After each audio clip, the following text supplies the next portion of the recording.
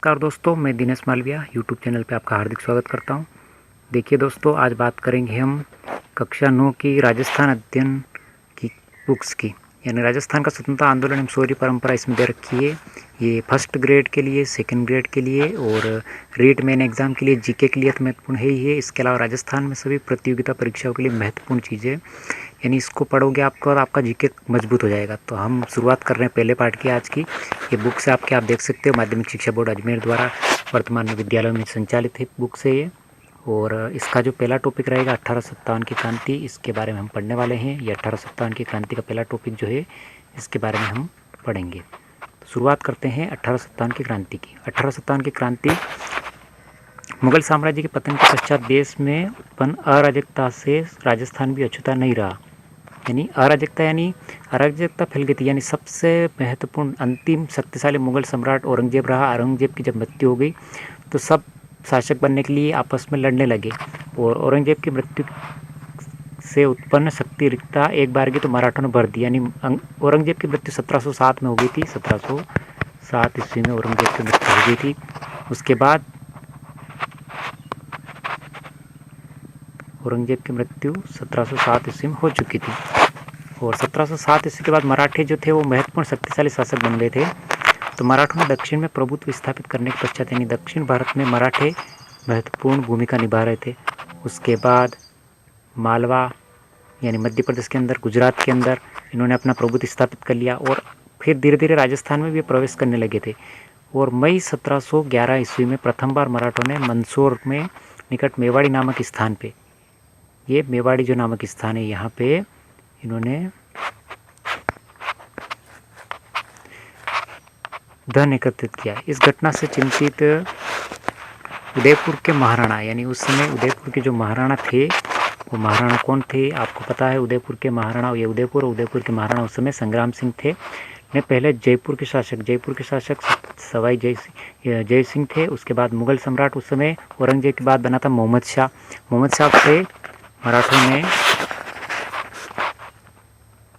शाह से मराठा समस्या के बारे में विचार विमर्श किया। और 1724 ईस्वी के बाद राजस्थान में मराठा आक्रमण तेजी आई। यानी आपके प्रश्न बन सकता है कि राजस्थान में मराठा आक्रमण में तेजी कब आई? तो ये आपके 1724 जो दे रखा है, इसके बाद तेजी आई।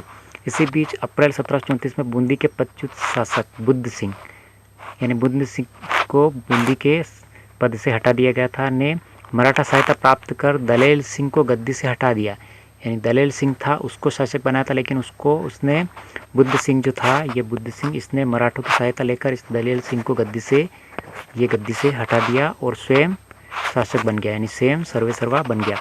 राजस्थान के किसी शासक द्वारा आंतरिक संघर्ष में मराठों को आमंत्रित करने का यह प्रथम अवसर था। तो यानी आपका प्रश्न बनता है कि राजस्थान के किस शासक ने प्रथम बार मराठों को राजस्थान में प्रवेश दिलाया, यानी राजगद्दी प्राप्त करने के लिए? तो ये थे बुद्ध सिंह। और कहाँ के थे ये? बूंदी के थे। तो पहली बार राजस्थान के अंदर, यानी राजस्थान में मराठों का हस्तक्षेप बढ़ा। उसके बाद 1735 ईस्वी में मालवा पर अधिकार करने के बाद मराठों को राजस्थान पर आक्रमण करने के लिए एक आसान मार्ग मिल गया। मराठे कोटा, मेवाड़, डूंगरपुर, बांसवाड़ा में घुसपैठ कर वहाँ से धन पाने के बाद कुछ समय तक संतुष्ट रहे, लेकिन शीघ्र ही वे राजाओं को, वरण सेठ और साहूकार को भी लूटने लगे। उन्होंने राजस्थान के नरेशों के आंतरिक मामलों में भी हस्तक्षेप करना भी प्रारंभ कर दिया। बूंदी, जोधपुर, जयपुर रियासतों में भी उनका प्रवेश हो गया। नादिर शाह के आक्रमण के समय, यानी 1739 में आपने पढ़ा था कि ये 1739 ईस्वी में जो नादिर शाह थे, नादिर शाह का जो आक्रमण हुआ था, उस आक्रमण के समय मराठों ने हिंदू धर्म के नाम पर राजस्थान के राजाओं को संगठित करने का प्रयास किया, लेकिन मुगल दरबार में दलबंदी के कारण राजपूत शासक भी परस्पर लड़ने लगे। इस प्रकार केंद्र में शून्यता की पूर्ति के लिए मराठा राजस्थान में आने लगे।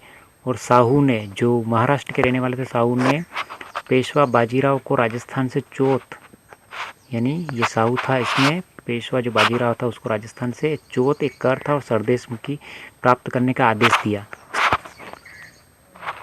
और 1732 ईस्वी में सवाई जय सिंह, जो मालवा का सूबेदार था, उसे मराठों ने घेर लिया। जय सिंह ने पराजय स्वीकार कर ली और 28 परगने मराठों को देने पड़े। 1761 से लगाकर 1791 ईस्वी के मध्य राजस्थान में राजपूत शासकों की कमजोर स्थिति के कारण विभिन्न राज्यों पर मराठों का प्रभुत्व स्थापित हो गया, यानी मराठों ने कुल मिला के राजस्थान में अधिकार कर लिया। अब राजस्थान में बढ़ते मराठा हस्तक्षेप ने जय सिंह तथा अन्य राजपूत राजाओं की आंखें खोल दी और मराठों से मुक्ति पाने के लिए धन का सहारा लिया गया। पर जब धन लेने के बाद भी मराठों ने मालवा खाली नहीं किया तो पुनः संगठित करने के प्रयास किए गए। अब धन के बजाय शक्ति के प्रयोग से मराठों को राजस्थान से बाहर निकलने का निश्चय किया। यानी पहले तो धन देकर मराठों को भगाने का प्रयास किया, लेकिन मराठे नहीं गए। उसके बाद मराठों को, यानी सभी राजस्थान के जितने भी राजा थे उन राजाओं ने सब ने 17 जुलाई, यानी ये 17 जुलाई है, 17 जुलाई 1734 में जयपुर, जोधपुर, उदयपुर, कोटा, किशनगढ़, नागौर, बीकानेर, ये जितनी भी रियासतें थी, बीकानेर के शासक मेवाड़ में भीलवाड़ा के पास में एक स्थान है हुड़ा नामक स्थान पर एकत्रित हुए और ये 17 जुलाई को, ये आप देख सकते हो 17 जुलाई 1730 को एक संधि पत्र पर हस्ताक्षर हुए, जिसके अनुसार राजस्थान के सभी शासकों ने विपत्ति के समय सहयोग देने का वादा किया। वर्षा ऋतु के बाद मराठों के विरुद्ध कार्रवाई हेतु कौन से गांव में एकत्रित होने का, यानी जो रामपुरा गांव है, ये रामपुरा में होना तय किया। किसी राजा के शत्रु को अपने राज्य में आश्रय या शरण न देने की शपथ ली, परंतु इस सम्मेलन में वांछित परिणाम नहीं निकले, क्योंकि रियासती शासकों में आपसी द्वेष था, यानी राजा सब अपने आपस में लड़ मर रहे थे, तो वो मराठों के विरुद्ध एकत्रित नहीं हो पाए। और प्रतिभा संपन्न और क्रियाशील नेतृत्व का अभाव, यानी इसमें प्रतिभा संपन्न कोई शासक था नहीं और क्रियाशीलता रही नहीं, सभी निष्क्रिय रहे और रियासतों की स्वार्थी नीतियाँ और कार्य संभवतः सम्मेलन की असफलता के लिए उत्तरदायी थे। और ये सम्मेलन पूरी तरह असफल हुआ, कोई इकट्ठा नहीं हुआ। यानी 1735 ईस्वी में मुगल सम्राट और राजपूत शासकों की सेनाओं ने मराठों को पुनः खदेड़ने का प्रयास किया और पेशवा अक्टूबर 1735 ईस्वी में उत्तर भारत की यात्रा पर निकले। उसने महाराजा जगत सिंह का आतिथ्य स्वीकार किया। उस समय जगत सिंह मेवाड़ के शासक थे और जगत सिंह ने उपहार तथा चौथ का समझौता हुआ। फिर वह जयपुर आया। उसके बाद जगत सिंह से मेवाड़ से मिलने के बाद जयपुर गए। जयपुर ने मराठों और मुगलों सम्राटों में समझौता करवाया, वह असफल रहा। पेशवा राजस्थान में यात्रा का परिणाम यह निकला कि मुगलों के साथ साथ राजपूत मराठों के भी करदाता बन गए। यानी अभी तक जो राजपूत थे वो मुगलों को दे रहे थे कर, लेकिन अब धीरे धीरे वो पेशवाओं को भी कर देने लगे थे, यानी धीरे धीरे उनका बोझ बढ़ने लगा था। फिर ये 1738 में मुगल सम्राट की ओर से निजाम को बिना युद्ध किए ही दूरासराय की अपमानजनक संधि करनी पड़ी। तो आपके प्रश्न बनता है कि दूरासराय की संधि, अपमानजनक संधि 1738 ईस्वी में हुई और 1742 ईस्वी में मराठों ने मारवाड़ में प्रविष्ट होकर सोजत, रायपुर और जितारण परगनों में चौथ वसूल करना आरंभ कर दिया। ये सोजत, जितारण वगैरह अधिकतर जो है पाली के अंदर आता है। 1787 में राजपूतों ने संगठित होकर तुंगा का युद्ध, तो ये बहुत बार पूछा गया एग्जाम के अंदर कि तुंगा का युद्ध कब हुआ था। 1787 ईस्वी में राजपूतों और मराठों के बीच में तुंगा नामक स्थान पर मराठों को परास्त किया गया और 1791 के बाद मराठा शक्ति क्षीण हो गई, मराठों की शक्ति क्षीण हो गई और उस समय दक्षिण भारत में अंग्रेजों ने अपने पैर जमा लिए थे। तो मराठे गए, मराठों के बाद नई शक्ति आ गई। पहले मुगल शक्ति थी, मुगल शक्ति खत्म हुई तो मराठे आ गए, मराठे खत्म हुए तो अब अंग्रेज आ गए थे। धीरे धीरे कुल मिला के बात ये थी कि राजस्थान से गुलामी का कार्य चल ही रहा था, एक न एक कर वसूलने का काम कर ही रहे थे।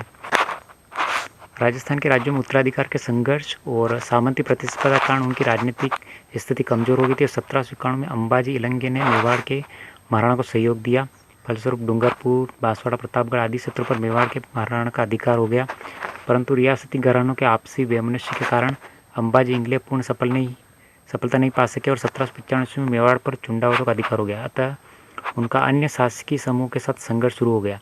1802 ईस्वी में अमीर खां पिंडारी ने नाथद्वारा पर अधिकार कर लिया और भीम सिंह रियासती घरानों के आपसी वैमनस्य को नियंत्रित नहीं कर पाए और 1803 ईस्वी में मेवाड़ के शासक ने जयपुर नरेश के माध्यम से अंग्रेजों से संधि करने का प्रयास किया। मेवाड़ के शासक ने अंग्रेजों से संधि करने का 1803 प्रयास किया, वह असफल रहा और 1793 ईस्वी से 1813 ईस्वी के मध्य जोधपुर की अव्यवस्था का मुख्य कारण सामंती प्रतिस्पर्धा, संकीर्ण एवं उत्तराधिकार संघर्ष था। दोनों ही पक्षों ने भाड़त सैनिकों को ऊंची धनराशि देकर अपनी ओर मिलाने का प्रयास किया। भाड़त का मतलब होता है भाड़े पे, जिनको पैसे देकर अपनी तरफ से युद्ध लड़वाया जाता है। परिणामतः राज्य आर्थिक संकट से घिर गए। तो ये इस प्रकार की बहुत ही बुरी स्थिति थी। मतलब उस समय राजपूताना में कोई खास स्थिति थी, यानी 1857 क्रांति के हम पढ़ रहे हैं तभी तो शुरुआत है कि एक कारण नहीं, उसके बहुत सारे कारण हैं और वो कारण धीरे धीरे आपको पता चलेंगे। तो राजस्थान के शासकों ने मराठों के बढ़ते आतंक से मुक्ति पाने के लिए मराठों के शत्रु अंग्रेजों से मित्रता करने का प्रयास किया। यानी राजस्थान के शासकों के पास अब कुछ बचा नहीं था।